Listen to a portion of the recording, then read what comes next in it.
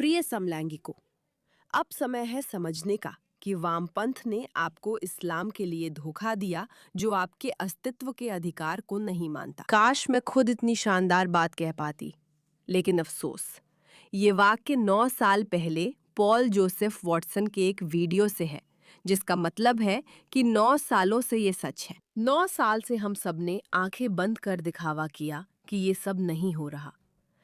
असल में useful idiots वही हैं जो अपने अधिकारों के लिए लड़ रहे हैं, लेकिन हर दिन उनका इस्तेमाल और शोषण उन इस्लामिस्टों द्वारा होता है जो हमसे अच्छी चीजें छीनना चाहते हैं। लोग कहते हैं ये पुराना है लेकिन अच्छा है। यही इस वीडियो पर लागू होता है और मुझे ये पसंद है। स्वागत है द पुशबैक में, मैं यारा के आपकी होस्ट। जरूर सब्सक्राइब करें, वीडियो को लाइक करें और 1 मिनट में देखें कि इस्लामिस्टों ने वामपंथियों का इस्तेमाल कर समलैंगिकों से धोखा किया। या क्विज़े या ट्रेंड, ट्रांसजेंडर्स या LGBTQ, FTS, SBS, NTL, LGBTQ, FTS, SBS, NTL, MNNP group movement के तहत कुछ भी। क्या आप तैयार हैं? शायद नहीं। चले मेरे दोस्त, मुझे उनकी हर बात पसंद है। पॉल जोसेफ वॉटसन, जरूर देखें। Facebook profile picture पर रेनबो फिल्टर लगाना इस्लाम की समलैंगिकों के प्रति नफरत उजागर करने का विकल्प नहीं है। बात यह है, वे शुरू से ही सही निशाने पर वार कर रहे हैं। इतने सारे लोग उन चीजों की रक्षा करने में बेहद सक्रिय हो जाते हैं जिनकी उन्हें परवाह होती है, लेकिन जब बात उनके समाज के असली खतरों की आती है तो वे ऐसा करने के लिए तैयार नहीं होते। आप बाहर इंद्रधनुष झंडा लगाएंगे और कहेंगे, हाँ मुझे समलैंगिकों की परवाह है, लेकिन जब समलैंगिक वास्तव में इस्लामी आंदोलन के उत्पीड़न से पीड़ित होते हैं तो आप उस पर आवाज नहीं उठाएंगे, क्योंकि ऐसा करने से आपको नस्लवादी कहा जा सकता है। ओरलैंडो के लिए प्रार्थना करो जैसा कमजोर भावुक हैशटैग इस्लाम की समलैंगिकों के प्रति हिंसक नफरत नहीं रोक सकता। दोस्तों को दिखाने के लिए कि आप दयालु है, ओरलैंडो के लिए हैशटैग ट्वीट करना इस्लाम की समलैंगिकों के प्रति नफरत नहीं रोकेगा। मुझे ये बहुत पसंद है। मैं नकली चीजें बर्दाश्त नहीं कर सकती। मेरा मतलब है, मुझे लगता है कि इस समय हम सब इससे ऊपर उठ चुके हैं, जैसे अपनी प्रोफाइल पिक्चर बदलना ताकि दिखा सकें कि वे सच में कितना कितना परवाह करते हैं, या कुछ पोस्ट करना लेकिन फिर असल में कुछ भी ऐसा नहीं करना जिससे साबित हो कि वे सच में किसी चीज की परवाह करते हैं, क्योंकि ये सब बस दिखावा है। और सच कहूं तो दिखावा करना बहुत बोरिंग और परेशान करने वाला है। और हाँ, इसमें कुछ हद तक फायदा है क्योंकि इससे किसी मुद्दे पर बातचीत बनी रहती है और ये हमेशा जरूरी है, लेकिन इसका मतलब ये नहीं है कि आप अच्छे इंसान हैं। अगर आपने बस ट्रेंड के लिए अपनी तस्वीर बदली या इंस्टाग्राम स्टोरी पर कुछ पोस्ट किया ये दिखाने के लिए कि आप परवाह करते हैं, सिर्फ किसी खास संघर्ष पर सबकी नजरें लिख देने से आप अच्छे इंसान नहीं बनते, जब तक आपने वो संघर्ष सच में ना समझा हो। आपने असली समस्या समझकर मुद्दा सामने रखा है, न कि मीडिया की चालबाजी को। समझ रही है ना? सिर्फ कैंडल लाइट विजिल में सेल्फी लेकर फेसबुक पर सामाजिक स्वीकृति पाने जाना इस्लाम की समलैंगिकों के प्रति हिंसक नफरत को रोकने के लिए hashtag love is love tweet करना या दक्षिणपंथी ईसाइयों पर एक बढ़त पाने के लिए ऐसा करना इस्लाम की समलैंगिकों के प्रति हिंसक नफरत को नहीं रोकेगा। मुस्लिम देशों में समलैंगिक अधिकारों की बात करने वालों को इस्लामोफोब कहना कोई सक्रियता नहीं है। सच है, सच है, सच है, सच है, सच सच है, सच है, सच है, सच है। दिखावा करना बंद करो कि तुम एक्टिविस्ट हो, या दिखावा करना कि तुम्हें सच में परवाह है। तुम्हें परवाह नहीं है अगर तुम सबसे बड़े खतरे के खिलाफ कुछ करने को तैयार नहीं हो, जो असल में असली, सच्चा, पूरा और ईमानदार खतरा है। तुम्हारी जिंदगी। मुस्लिम देशों में समलैंगिकों पर असली अत्याचार के खिलाफ बोलना और इस्लाम की व्यापक होमोफोबिया की ओर ध्यान आकर्षित करने वालों को विभाजनकारी कहना इस्लाम की समलैंगिकों के प्रति हिंसक नफरत को नहीं रोकेगा। अगर आप नहीं जानते कि वो महिला कौन है तो जान लीजिए, वो अयान हसन हली है, जो सालों से इस मुद्दे पर बात कर रही हैं।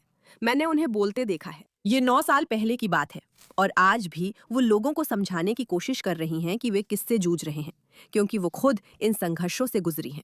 ओरलैंडो नरसिंहार को सामूहिक गोलीबारी कहना तो अब दूसरे संशोधन को गलत ठहराकर और इस्लाम को दोष मुक्त करके इस्लाम की समलैंगिकों के प्रति हिंसक नफरत को नहीं रोक सकते। समलैंगिकों की शादी का केक बनाने से इनकार करने वाले ईसाइयों की तुलना उन जिहादियों से करना जो समलैंगिकों को बेरहमी से गोली मार देते हैं, कोई तर्क नहीं है। सही है, और वैसे वो पूरी बात।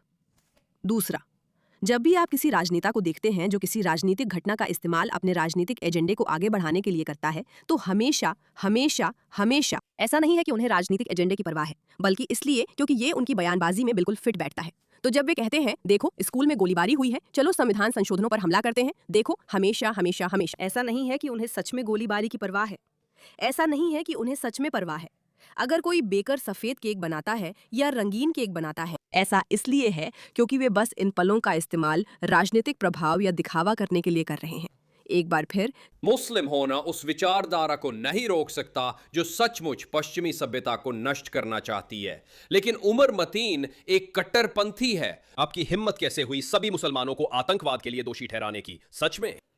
तो आप सोचते हैं कि इस्लाम की समलैंगिकों के प्रति नफरत सिर्फ कट्टरपंथियों की ही सोच है? क्या मैं बस इतना कह सकती हूँ कि मुझे ये बहुत दिलचस्प लगता है कि 9 साल पहले, भले ही आपको शायद ठीक ठीक ना पता हो कि विषय क्या है, ये सब बातें आज भी चल रही हैं मेरे दोस्तों। ये हमारे लिए इतने समय से उपलब्ध है और ये सब बातें अब भी चल रही हैं। ये हमारे लिए थोड़ा शर्मनाक है। हम सबक क्यों नहीं सीख सकते? जब हमें एहसास हुआ कि ये शो हमारा फुल टाइम जॉब बनने वाला है, तो हमने समझा कि हमें स्पॉन्सर्स की जरूरत होगी। लेकिन मैं इस बात पर अड़ी रही कि हम सिर्फ उन्हीं चीजों का विज्ञापन करेंगे जो हमारे फॉलोअर्स के लिए अच्छी हों। हम ऐसी कंपनियों की तलाश में थे जो जिंदगी बेहतर बनाए, और चैप्टर हमारी पहली पसंद थी। आपको मेरी जरूरत नहीं है ये बताने के लिए कि मेडिकेयर में बहुत सारी समस्याएं हैं और ये महंगी भी है, और ये बात मुझे बहुत परेशान करती है, लेकिन इसी वजह से चैप्टर का अस्तित्व है। और कृपया कृपया मुझे बताइए कि आपने उनका इस्तेमाल करना शुरू कर दिया है। वे आपकी मदद सही प्लान चुनने में करते हैं, ना कि सिर्फ सलाहकारों को फायदा पहुंचाने के लिए। यूजर्स औसतन $1100 से ज्यादा बचा रहे हैं। कॉल फ्री है, करीब 20 मिनट लगते हैं, और ये आपको या आपके प्रियजन को पैसा व तनाव बचा सकती है। तो चैप्टर को 610 680 3337 पर कॉल करें, यानी 610 680 3337। और जब आप ऐसा करें तो द पुशबैक का समर्थन भी करें। हमेशा वही आरोप दोहराए जा सकते हैं। यह वक्ता समलैंगिकों के लिए मृत्यु दंड का समर्थन करता है। यह वक्ता इस अपराध या उस अपराध के लिए मृत्यु दंड का समर्थन करता है, या वह समलैंगिक विरोधी है। वे महिलाओं को दबाते हैं, आदि आदि आदि। ये हमेशा वही पुरानी बातें बार बार आती रहती हैं और हम हमेशा उन्हें समझाने की कोशिश करते हैं। मैं हमेशा समझाने की कोशिश करता हूं कि हम उसी स्पीकर को नहीं बुला रहे जिनके ये कट्टरपंथी विचार है, जैसा आप कहते हैं। नहीं, ये गलती है ना? यही वो कहना चाहता है। ये आम विचार हैं जो हर मुसलमान के पास होते हैं। हर मुसलमान इन बातों में विश्वास करता है। मैं आपको बहुत बहुत स्पष्ट रूप से बता दूं कि उन्होंने क्या कहा। वो कहते हैं कि जब लोग हमारे पास आकर पूछते हैं आप ऐसे वक्ताओं को कैसे बुला सकते हैं जो इतनी कट्टरपंथी बातें कहते हैं, उनका जवाब होता है नहीं नहीं, ये सिर्फ वही वक्ता है, लेकिन वो गलत है, ये सच नहीं है। असल में यही हम सब सोचते हैं, हम सब मानते हैं, मतलब हम सब कट्टरपंथी विचारों का समर्थन करते हैं। आप लोग ही समस्या है। हमें क्यों दिखावा करना चाहिए कि हमारे पास ये कट्टरपंथी विचार नहीं है, जबकि हमारे पास ये कट्टरपंथी विचार है। हे भगवान, हमारे पास करने के लिए बहुत काम है ना दोस्तों? सिर्फ इसलिए कि वे आपको इसके बारे में नहीं बता रहे हैं, या सिर्फ इसलिए कि वे मीडिया में बाहर नहीं हैं, इसका मतलब यह नहीं है कि वे उन पर विश्वास नहीं करते। तो मैं आपसे पूछूंगा, कमरे में मौजूद सभी लोगों से, आप में से कितने सामान्य मुस्लिम हैं? आप न तो कट्टरपंथी हैं, न ही उग्रवादी, बस सामान्य सुन्नी मुस्लिम हैं। कृपया अपना हाथ उठाएं। सभी लोग माशाल्लाह सुभान व तआला। ठीक है, अब फिर से अपने हाथ नीचे कर लें। आप में से कितने लोग इस बात से सहमत हैं कि पुरुषों और महिलाओं को अलग अलग बैठना चाहिए? कृपया अपना हाथ उठाएं। दोस्तों, इस हीरो को नोट करें, बस गिनती करना चाहता था। आप सब उसे देख सकते हैं। यहाँ एक आदमी है जो अपना हाथ नहीं उठा रहा है। एक आदमी है, एक सेकंड के लिए मैं अपनी स्क्रीन हटा रही हूँ। यहाँ एक आदमी है जो अपना हाथ नहीं उठा रहा है। ये नोटिस करना जरूरी है क्योंकि इससे बड़ा फर्क पड़ता है। क्या सब सहमत हैं? क्या सब सहमत है भाई और बहनों? सुभान अल्लाह। तो ये सिर्फ ये कट्टर शिरस्तान नहीं है। अल्लाहु अकबर। अगला सवाल, आप में से कितने लोग इससे सहमत हैं? कुरान और सुन्नत में जो सजाएं बताई गई हैं, चाहे वो मौत हो, चाहे वो व्यभिचार के लिए पत्थर मारना हो, जो भी हो, अगर वो अल्लाह और उसके रसूल से है तो वो इंसानियत के लिए सबसे बेहतरीन सजा है, और यही हमें दुनिया में लागू करना चाहिए। कौन इससे सहमत है? अल्लाह। देखिए ये बच्चे कितने छोटे हैं, ये बहुत ही छोटे हैं। इस दर्शत दीर्घा के बहुत से लोग, क्या आप देख रहे हैं? ये सिर्फ छोटे छोटे बच्चे हैं। लेकिन क्या आप सब कट्टरपंथी उग्रवादी हैं? सुभान अल्लाह। तो आप सब कह रहे हैं कि आप आम मुसलमान हैं, आप सब अलग अलग मस्जिदों में जाते हैं, नॉर्वे, या फिर क्या आप किसी खास फिरके से हैं, जैसे कि इस्लाम नेट फिरका या कुछ ऐसा? क्या आप वैसे हैं? नहीं, क्या है? क्या आप वैसे हैं? अगर आपको कट्टर इस्लाम नेट फिरका पसंद है तो हाथ उठाएं। कोई नहीं। आप जानते हैं इसमें सबसे डरावनी बात यह है कि ये कितनी पुरानी वीडियो है, लेकिन ये बस हमारे उस पॉइंट को साबित करती है जो हम इतने समय से कहते आ रहे हैं। हर कोई हमेशा मुझ पर ही टूट पड़ता है, लेकिन आप ये नहीं कह सकते। आप ऐसा कैसे कह सकती हैं? ये सिर्फ इस्लामिस्ट है, एक छोटी सी अल्पसंख्या है। सबसे पहले, भले ही ये एक छोटी अल्पसंख्या हो, ये तर्क मैं अब लाखों बार दोहरा चुकी हूँ। मान लीजिए ये 10 से 20% के बीच है। जरा हिसाब लगाइए, अरबों लोगों में से, ठीक है, कम से कम सैकड़ों मिलियन। अगर ये 1 अरब में से 10% है, जो कि कम आंकड़ा है, और ये असल में मुसलमानों की असल संख्या से भी कम है, जितने असल में दुनिया में मौजूद है। ये 10 करोड़ लोग हैं, और आपको 10 करोड़ लोगों के बारे में चिंता करनी चाहिए। सच में 10 करोड़ लोगों के बारे में चिंता करनी चाहिए। ये वाकई में बहुत बहुत गहरी चिंता की बात है। लेकिन मान लीजिए ये संख्या और भी ज्यादा है, तो क्या 20, 30, 40 करोड़ लोग?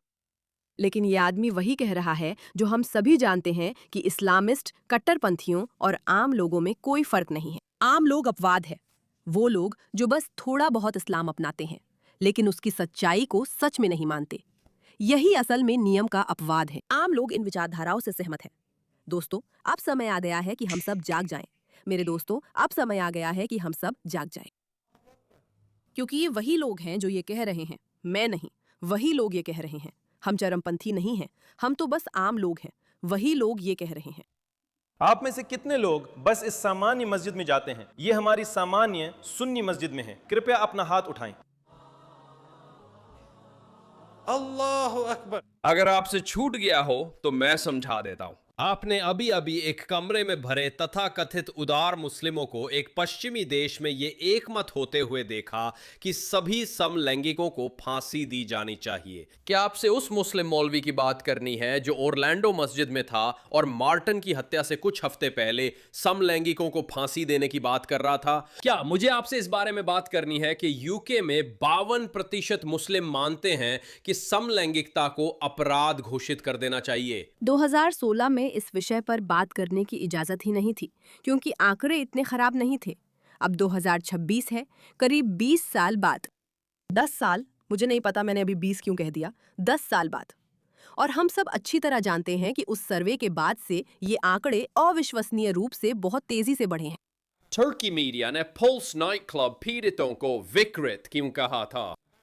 खैर दोस्तों, ये रहा आपके सामने।